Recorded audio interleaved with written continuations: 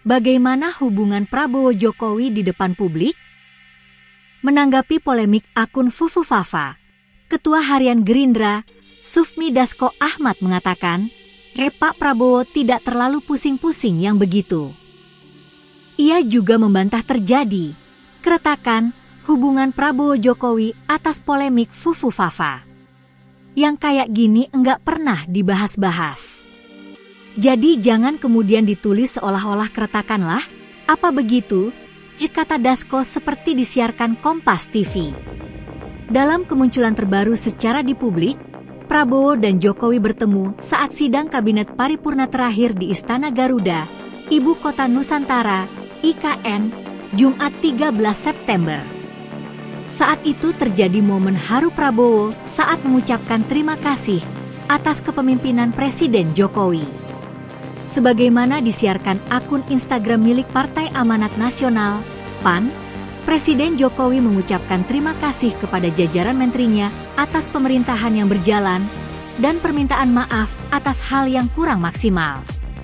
Saya ingin mengucapkan terima kasih yang sebesar-besarnya atas kerja keras, dedikasi Bapak Ibu semuanya.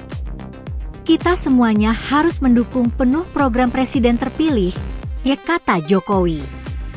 Prabowo yang masih menjabat Menteri Pertahanan menjawab dengan menunjukkan wajah terharu. Terima kasih atas nama saya sendiri, sebagai Presiden terpilih mungkin juga atas nama rekan-rekan sekalian. Terima kasih atas kepemimpinan, kata Prabowo yang diiringi suara tepuk tangan. Dalam kesempatan lain, Jokowi juga menyebut Prabowo Subianto itu sangat spesial.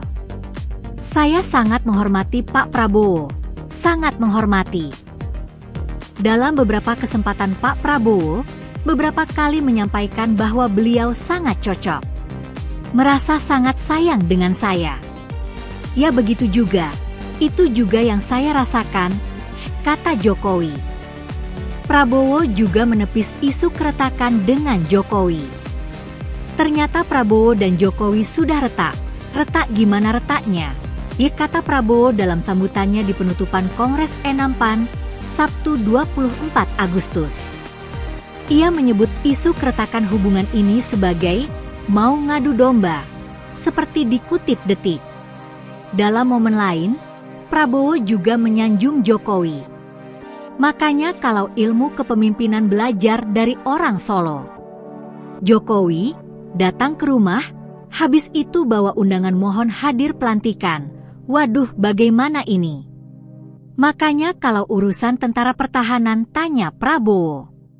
Urusan politik, aku datang ke orang Solo ini, kata Prabowo saat pidato penutupan Rapat Pimpinan Nasional, Rapimnas, Partai Gerindra, Sabtu 31 Agustus.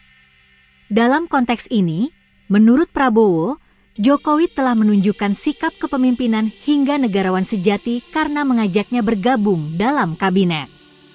Hal ini setelah Prabowo dikalahkan 2 kali dalam putaran Pilpres. Dihubungi terpisah, Bendahara Umum Projo, Pro Jokowi, Panel Barus, menilai meluasnya polemik Fufufafa sebagai gendang politik adu domba. Saya pikir kita tidak perlu menari-nari di atas tabuhan gendang adu domba ini, katanya kepada BBC News Indonesia. Menurutnya, baik Prabowo, Gibran dan Jokowi tidak menggubris urusan ini.